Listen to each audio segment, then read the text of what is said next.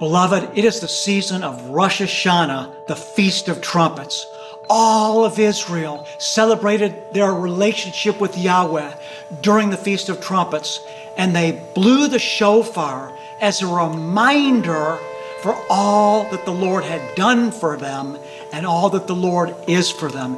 Even today in synagogues all over the world, the shofar is being blown during Rosh Hashanah, the Feast of Trumpets. It reminds me of the fact that Yeshua is going to descend from heaven with the voice of the angel and the trump of God. This is the season to remember that Jesus is coming back quickly, my beloved one, and he's coming back for you and for me. Let's truly be ready. सभी का एक बार फिर से मैं इस video में स्वागत करता हूं। आज की जानकारी हम इस वीडियो में साझा करेंगे इजराइल के उन त्योहारों के विषय में कि इस समय में इजराइल में जो त्यौहार चल रहे हैं वो किस तरह का त्यौहार है और यहूदी लोग इजराइल में इस समय रोश हसाना का पर्व मना रहे हैं, जो कि एक नव वर्ष की तरह इस पर्व को मनाया जाता है। यहूदियों के कैलेंडर के हिसाब से अगर बात करें तो उनके लिए सितंबर का महीना जो है वो नए साल की शुरुआत होती है। बाइबल के अनुसार अगर हम बात करें तो फिर मैं आपको बता दूं कि बाइबल के अनुसार यहूदी नया साल जो है वो शरद ऋतु के आरंभ से ही मनाते हैं और सितंबर का महीना यहाँ पर शरद ऋतु के अनुसार मनाया जाता है। जबकि लय व्यवस्था बाइबल में 23 अध्याय और 23 वचन से लेकर 25 वचन तक जब इसे पढ़ते हैं तो बताया जाता है कि तुरहियों का पर्व मनाया जाता है। तुरही बजाकर इस पर्व की शुरुआत करते हैं। ये एक पवित्र दिन है जिस पर तुरही बजाई जाती है। हालांकि रोश हशाना शब्द रेविनिकल है। इस पर्व की जड़ें बाइबल में ही हैं, जो वर्ष के अंत में आता है और इसे दैवीय निर्णय और साल के नए प्रार्थना का समय माना जाता है।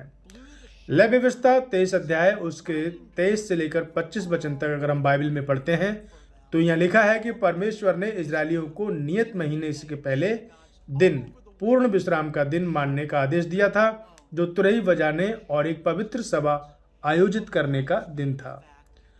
यहूदी नववर्ष क्यों मनाते हैं? यहूदी परंपरा में इस दिन को रोश हसन्ना के रूप में मनाया जाता है। और ये पर्व महत्वपूर्ण क्यों है?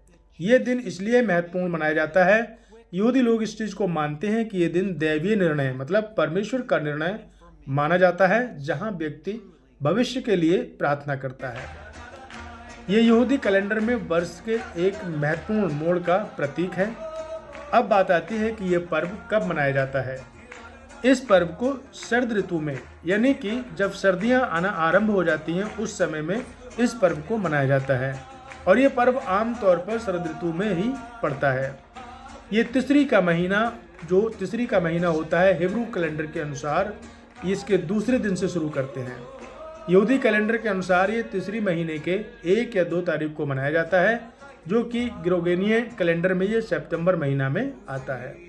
इस प्रकार के इन त्योहारों को लेकर जिस प्रकार आप देख रहे हैं इन वीडियो में कि यहूदी तुरही बजाकर इस पर्व का सेलिब्रेशन कर रहे हैं और आज 22 तारीख से लेकर 24 सितंबर तक नए साल का पर्व इजराइल में मनाया जाएगा। और इसको लेकर इजराइल में तमाम संसाधन जो हैं इजराइल के वो कुल मिला के बंद हैं और छुट्टियां चल रही हैं। जो कामगार लोग हैं वो भी बैठे हुए हैं। कुछ जगहें हैं जो कि खुली हैं, ट्रांसपोर्ट भी इन दिनों में पूरा बंद हो जाता है और एक तरह से देखा जाए तो पूरा इजराइल शांति के मोड पे आ जाता है और सभी लोग इन दिनों में अच्छे कुशल भविष्य के लिए प्रार्थना करते हैं। ईश्वर ने जिस प्रकार से लय व्यवस्था की पुस्तक में कहा कि इस दिन के लिए क्या करना है, पवित्र मानना है, तुरही बजाकर नए साल की शुरुआत करना है और प्रार्थना के साथ इस समय के लिए, इस साल के लिए मनाना है।